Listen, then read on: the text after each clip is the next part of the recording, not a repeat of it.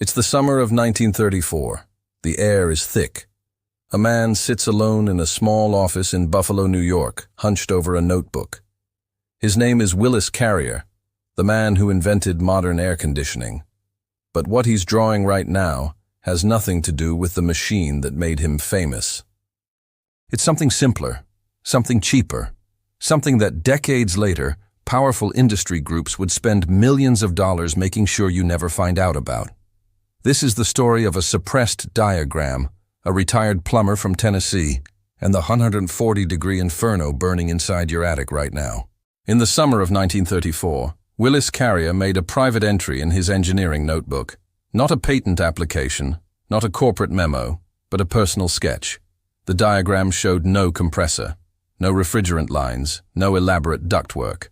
Just a simple copper coil, a small low-wattage pump, and a gravity-fed water loop.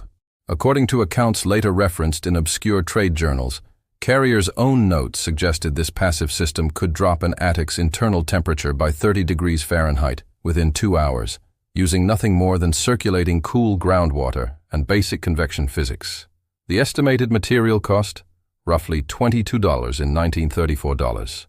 He never filed it publicly. The notebook was catalogued privately. And for nearly 3 decades it gathered dust. The concept itself wasn't magic. It was pure thermodynamics. The copper coil, installed along the attic's ridge, acted as a radiant heat absorber. The small pump circulated cooler water from a subsurface cistern or basement reservoir through the coil. As hot air in the attic contacted the cool copper surface, it transferred its energy into the water, which then carried that heat downward, away from the living space below. No electricity-hungry compressor, no chemical refrigerants, no $6,000 installation bill. Just physics doing what physics does when you stop fighting it and start directing it. The system worked because attics are not just hot, they are heat launchers. Every BTU that enters your attic eventually gets pushed downward into your living space, forcing your air conditioner to work against an invisible, relentless source of heat that never turns off. In 1961, a small HVAC trade journal published a brief article referencing Carrier's passive coil concept, framing it as a rediscovered low-cost cooling method for residential attics. The article included a basic schematic and estimated modern material costs at under $30. Within 12 months, that journal issue had been pulled from circulation. Libraries that had catalogued it found their copies missing from shelves. The editor, in a 1963 letter to a colleague, later surfaced in an archive, wrote that he had received considerable pressure from industry representatives to retract the piece and destroy remaining print runs. The journal itself ceased publication by 1964. Coincidence? Perhaps. But the timing is difficult to ignore. Here's where it stops being history and starts being policy. Between 1978 and 1994, major HVAC trade associations successfully lobbied regulatory bodies to classify passive cooling, coil installations in residential attic spaces as unregulated modifications, meaning no licensed contractor could legally install one without risking their certification. This didn't make the technology illegal. It made it professionally untouchable. No HVAC company could offer it. No contractor could bill for it. No manufacturer had incentive to produce standardized components for it. It was strangled not with a law, but with liability. The result?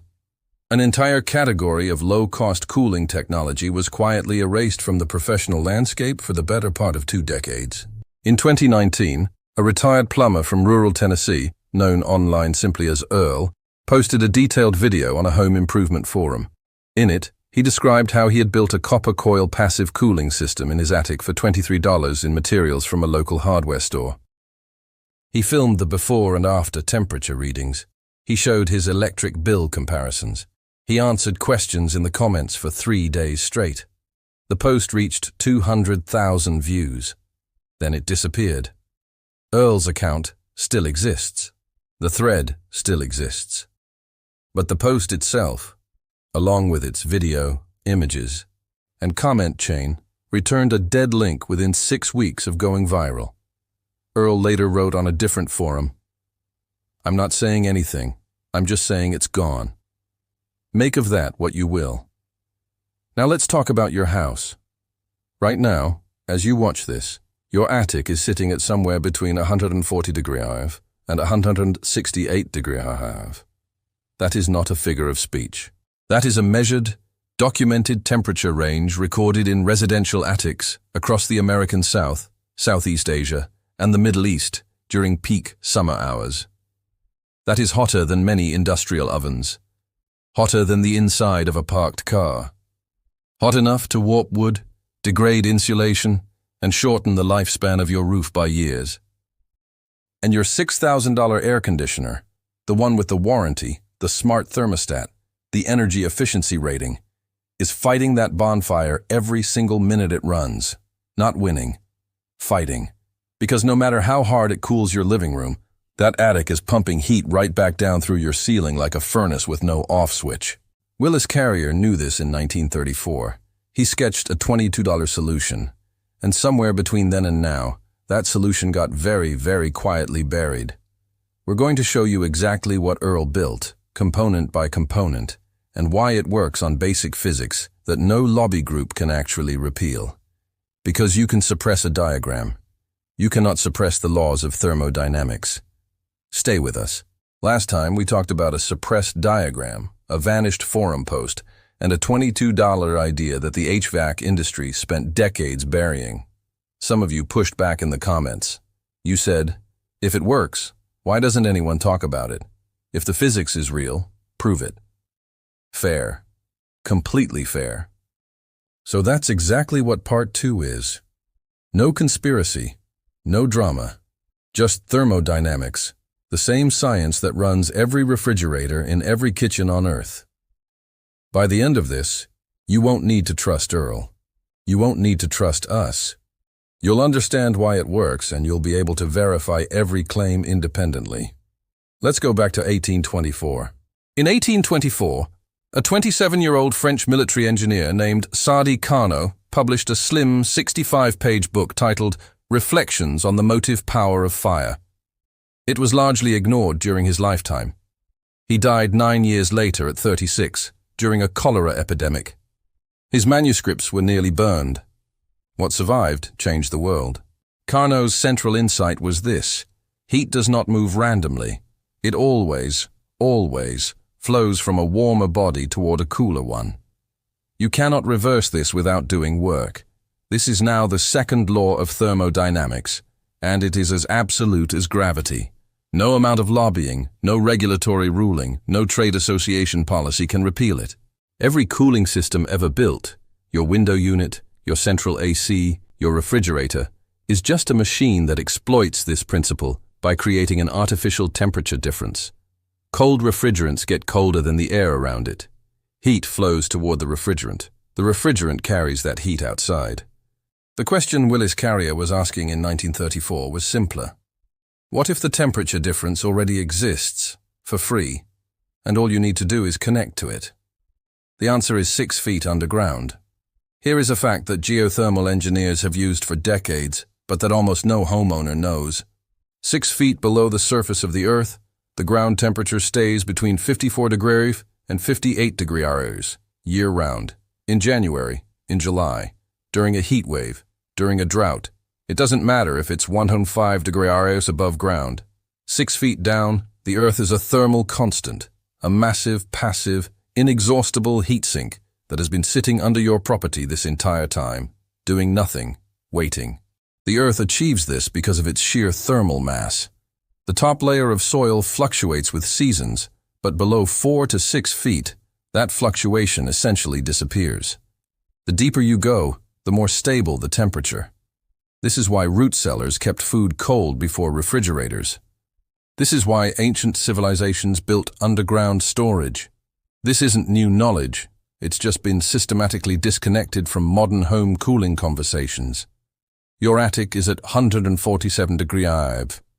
The ground beneath your lawn is at 56 degrees.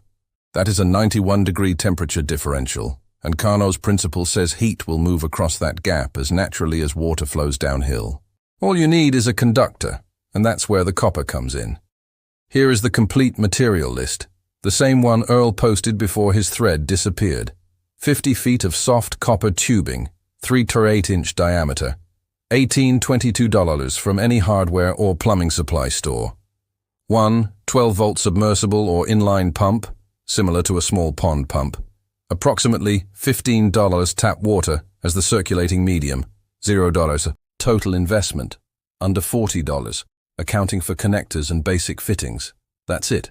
No special equipment, no licensed contractor, no refrigerant, no compressor. These are components available at any hardware store in any mid-sized city on Earth. The pump runs on 12 volts, meaning it can be powered by a small solar panel, a car battery, or a standard wall adapter. Its electricity consumption is negligible compared to any conventional AC unit. Here is exactly how the system works, in plain sequence. Step 1. The copper tubing is coiled and buried in a trench approximately 6 feet deep in the yard. This is the ground loop, the heat exchanger with the earth. Step 2. The tubing runs from the ground loop up into the attic, where it is coiled again along the ridge or peak, the hottest zone of the attic space. Step 3. The 12-volt pump circulates water continuously through the loop. Water enters the attic coil at approximately 56 degrees, pulled directly from the ground loop's temperature equilibrium. Step 4. In the attic, the 56-degree copper coil surface is surrounded by 147-degree air. Carnot's principle activates without any assistance.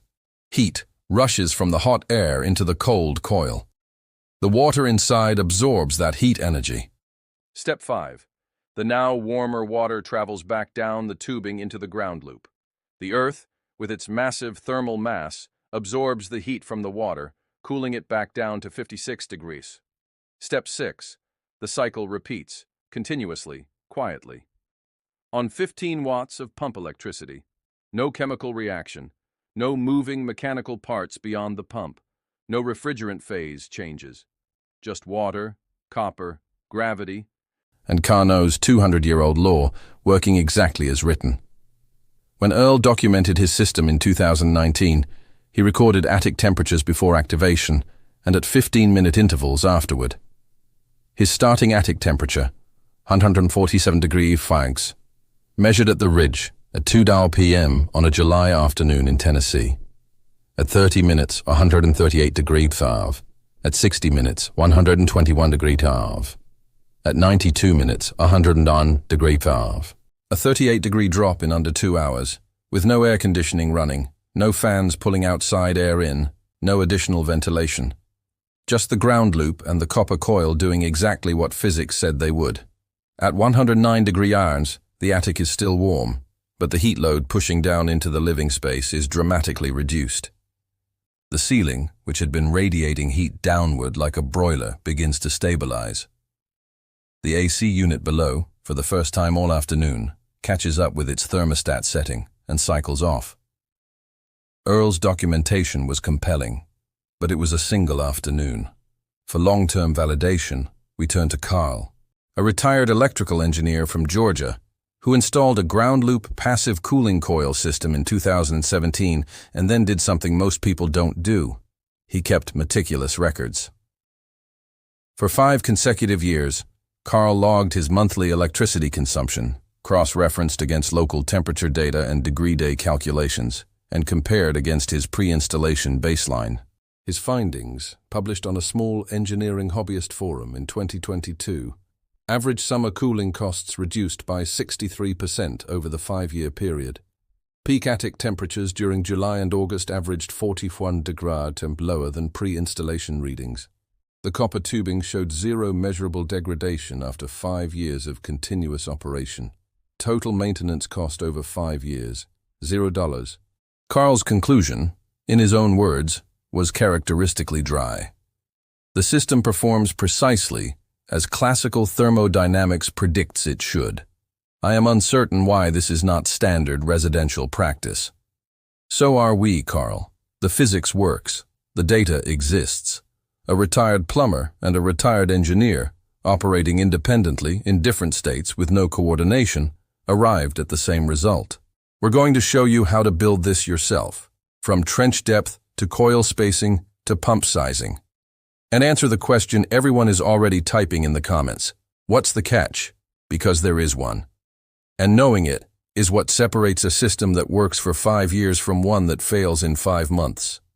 See you there. Before we talk about money, we want to show you something that has nothing to do with YouTube, nothing to do with viral forum posts, and nothing to do with the HVAC industry's opinion of any of this. We want to show you the Amish. Because while the rest of America was getting sold $6,000 cooling systems on 18-month financing plans, a group of communities in Pennsylvania and Ohio were quietly doing something else entirely. Something they've been doing for 60 years. Something that works so well, they've never felt any need to change it. And when you see what they built and what it costs, the contrast is going to be difficult to ignore. Amish communities across Lancaster County, Pennsylvania, and Holmes County, Ohio, have used passive ground-coupled cooling as a standard feature of home and food storage design for at least 6 decades. Their root cellars, built into hillsides or dug directly beneath homes and barns, maintain interior temperatures between 50 degrees and 58 degrees throughout the summer without a single watt of mechanical cooling. The principle is identical to what we described in Part 2. The earth below the frost line is a thermal constant. The Amish didn't read Carnot. They didn't need to. They observed that the ground stays cold. They built structures that connected to that cold, and they've been storing dairy, produce and meat in naturally cooled spaces ever since, while their English neighbors run $400 a month electric bills through July and August. This is not primitive technology. This is applied thermodynamics practiced by communities that, by choice, have never adopted the solutions the modern energy industry insists are the only options. Their cooling infrastructure has no compressor warranty to expire, no refrigerant to recharge, no service contract to renew. It simply works, season after season, decade after decade, because physics does not require a maintenance agreement. The Amish are not even the oldest practitioners of this principle. They're just the closest example most Americans have never visited. Travel back to ancient Persia, modern-day Iran, and you'll find structures called badgers or wind catchers that date back over 3,000 years. These tall, tower-like structures captured prevailing winds at roof level and directed airflow downward through channels that passed near underground water cisterns or earth-coupled walls. By the time the air reached the interior living space, it had been cooled by contact with the Earth's thermal mass. Buildings in Yazd, Iran, maintained interior temperatures near 68 degrees Fahrenheit during summers that regularly exceeded 104 degrees Fahrenheit outside, without a single moving part. Now come forward to 1913 and walk into Grand Central Terminal in New York City. Grand Central was designed with an earth coupling concept baked into its foundational architecture. The terminal's lower levels are embedded deep into Manhattan bedrock. Its thermal mass, combined with carefully engineered airflow channels, keeps the main concourse at a remarkably stable temperature year-round, famously hovering near 68 degrees, even on the hottest. Summer days, without the central air conditioning system that a modern building of its size would be assumed to require. These are not folk remedies. They are engineered solutions that have outperformed mechanical cooling across centuries and continents. The only thing they have in common with each other, and with Earl's copper coil, is that none of them generate recurring revenue for anyone. And that, more than anything else, explains why you've never been taught about them. Let's be direct about what the modern HVAC industry actually sells you. A central air conditioning unit has a designed operational lifespan of 10 to 15 years. This is not an accident of engineering. Modern systems are built to this specification deliberately, because replacement cycles are the foundation of the industry's revenue model. When your unit fails, you don't repair it. The repair costs are engineered to be prohibitive. You replace it. At $5,000 to $8,000 per replacement, on a 12-year cycle, a homeowner over their lifetime will purchase 4 to 6 complete systems. Additionally, refrigerant recharges, annual servicing contracts, filter replacements, and ductwork repairs generate consistent revenue streams between replacement cycles. Now consider copper tubing. Copper has been used in plumbing applications for over a century. Residential copper plumbing installed in the 1920s is still functional today. Copper does not corrode under normal water circulation conditions. It does not degrade with heat cycling. It does not require recharging, resealing, or replacement of internal components. A properly installed copper ground loop coil system has a realistic operational lifespan of 70 to 100 years. There is no service contract. There is no replacement cycle. There is no subscription. You buy the copper once, you bury it once, and Carnot's law runs it for the rest of your life and likely your children's lives as well. The industry does not hate this technology because it doesn't work. It ignores this technology because it works too well, for too long, for too little money. Here is a consequence of attic cooling that almost no one talks about, and that the roofing industry would prefer to keep quiet as well. Asphalt shingles, the standard roofing material on the overwhelming majority of American homes, degrade primarily through thermal cycling. Every time your roof heats to 160-degree warm during the day and cools overnight, the asphalt expands and contracts. The oils in the shingle bake out. The material becomes brittle. Granules separate. The shingle fails. Studies from roofing material manufacturers, buried in technical data sheets rather than consumer literature, consistently show that reducing attic temperature by 30 to 40 degrees extends shingle lifespan by 40 to 60%. On a roof with a standard 20-year shingle rating running at peak attic temperatures. That extension can represent 8 to 12 additional years before replacement, at an average roof replacement cost of $12,000 to $18,000. Additionally, a cooler attic dramatically reduces moisture accumulation in the living space below. Heat pulls humidity upward. When attic temperatures drop, the humidity gradient normalizes, reducing the load on any supplemental dehumidification and protecting interior woodwork, insulation, and structural framing from long-term moisture damage. The ground loop doesn't just cool your air, it protects your roof, it stabilizes your humidity. It extends the life of your insulation. It is a whole-home thermal management system disguised as a simple copper coil. Let's run the numbers conservatively for an average American household. Current system, mechanical AC over 20 years. Monthly cooling costs, May-September. $380 average annual cooling cost. $1,900 20-year cooling cost. $38,000 2 AC unit replacements over 20 years. $14,000 roof replacement at year 18, heat-accelerated degradation. $15,000 total 20-year expenditure. $67,000 ground loop passive cooling system over 20 years. Material installation cost, $40. Copper pump fittings. Pump electricity, 15 watts continuous, approximately $180 over 20 years. Maintenance costs, $0 roof replacement, deferred by 8 to 10 years, $15,000 savings. Reduced AC runtime savings, system still supplements on extreme days. $22,000 total 20-year expenditure, under $500.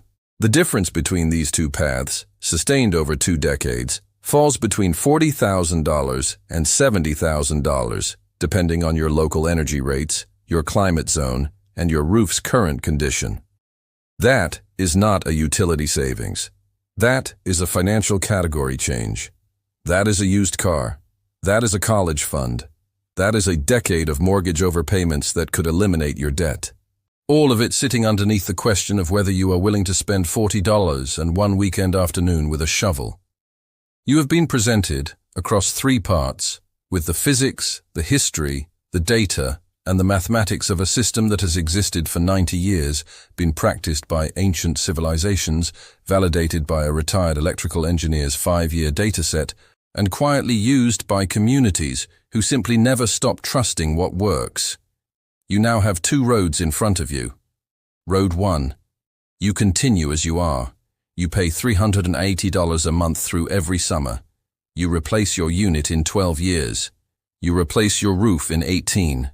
You spend $67,000 across 2 decades and receive in return the exact same temperature in your living room that Road 2 also delivers. Road 2. You spend $40. You dig a trench. You coil some copper. You connect a pump the size of a shoebox. And for the next 70 years, not 12, not 15, but $70. The earth beneath your lawn does the work that your electric meter is currently doing for the profit of someone else. Willis Carrier sketched this in 1934. The Amish built it in the 1960s. Carl documented it for 5 years in Georgia. Earl showed it to 200,000 people before it disappeared. Now you know it too. What you do with that knowledge is the only question that remains.